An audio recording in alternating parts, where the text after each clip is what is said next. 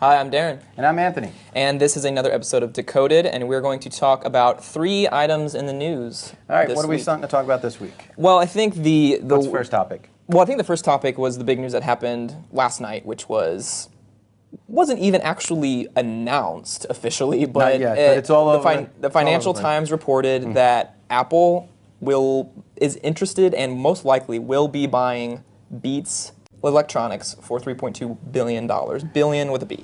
Right, which makes Dre the first musical billionaire. The first rap billionaire, I think. I don't know if he's the first musical billionaire. I don't know. I have to look that up. Yeah. But the initial reaction, I saw that right before I was leaving work yesterday, and I was like, what?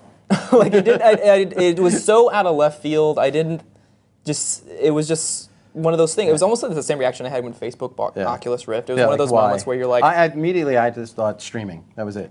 They're buying the streaming service because everybody's going there. And you can argue that iTunes Match and those services aren't as influential as they were in, say, 2004 or 2005. Sure. So and we see a lot of the decline of purchasing music, and now it's play per pay. You're just paying the $10 a month to get your streaming service down. Exactly, but I think one of the things that you have to pay attention to is that this signals a very different.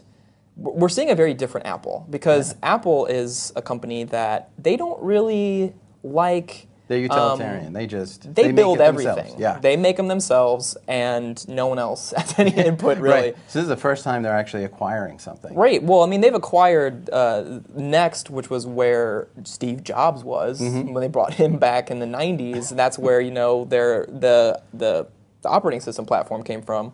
That was their last really big acquisition. I think it was in '96. Yeah, this is a huge shift for them. And I think it's It's definitely a good thing. I like the idea. I think it's smart. It's exciting, and then you have to see Google buys Nest. Then you have Facebook getting Oculus and WhatsApp. Right. You have to think that Apple is looking at these companies making these big moves. They don't want to get left behind. Right, and it's a smart one. They're staying in the music industry. Think about the next phone that comes out from them.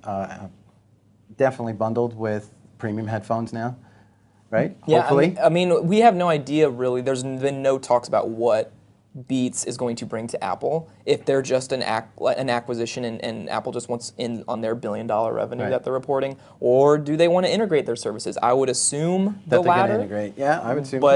Or do they want the streaming service in the long term?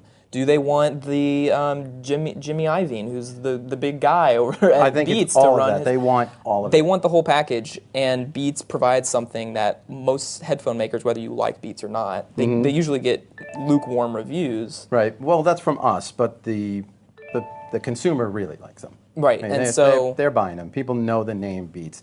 The marketing on that is just genius. Right, and so I think they want the marketing, they want all those things, and I think once you look at it that way, maybe not such a bad idea. And speaking of marketing, let's go on to what happened in Nintendo.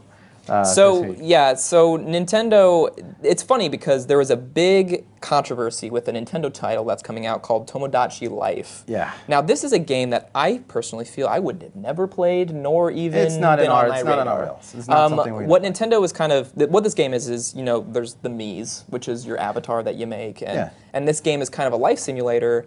Where I think their tagline is "Your friends, your drama, your life." Right, it's your life. So you can get married. You can get married, Except and that's if you're same sex. And that's where the controversy comes in. Sure. So this game was obviously originally a Japanese game, and they're bringing it to America. And the option for same-sex marriage does not exist on the game. Right, and we talked about this earlier, and it's a hot topic. There's kind of no right answer for us. I mean, my stance. If it's here in America, why not make it downloadable content, update, patch, whatever, just to make everybody here in the States be happy? If you download it, it works. You don't download it, it's the way it is. Right. I mean, it's some people are arguing, is this the right platform to hold these kind of conversations? It is supposed to be a family game, but at the same point is like there are families across the United States, across the world that are same-sex families. Right. So whether you're pro it or against it, that's not for us to decide. If it's there, let us play it. And I think what the real heart-wrenching thing is one of the people who've been driving this what they're calling me-quality campaign against this game is a hardcore Nintendo fan, loves their stuff, but feels like He's left out. He's left out of this game, and so it's a shame. It is. And it's one of those things where the conversation needs to start somewhere about these kind of cultural differences between Japan and America. And not even that. I mean, it's like this is a relatively new topic for games, so it's not. I think it's still going in the right direction. But it was just an unfortunate setback. Yeah, and we're gonna walk away from this because we could spend hours on it. And which and we already had a couple hours conversation on this topic. Let's get a topic. little lighthearted. Let's talk about Samsung. What's happening So in Samsung? some of the big, it wasn't really huge news, but there was a little bit of a design change up at Samsung, where their lead designer on the Galaxy line of devices was replaced by the vice president in that role, and a lot of tech blogs and websites are thinking that Samsung's looking to change up the Galaxy design after some pretty lukewarm reviews on the S5. Yeah, I mean the S5, which we have right here. Yeah, everything hasn't really changed since the S3. The S5 is just another update, supposedly. And the design on my end, I don't mind the plastic. I do wish they would get rid of the chrome bezel. But this was, I think it was also plagued by the rumor mill, because it was supposed to be like the super phone of all time, and it is, but it wasn't exactly what the internet was wanting. Right, and I think the S4 was a good design. I think what Samsung is thinking is the additions that they added to this phone with the Band-Aid like backing. Yeah. They kept the chrome bezel. They have the dots on the front.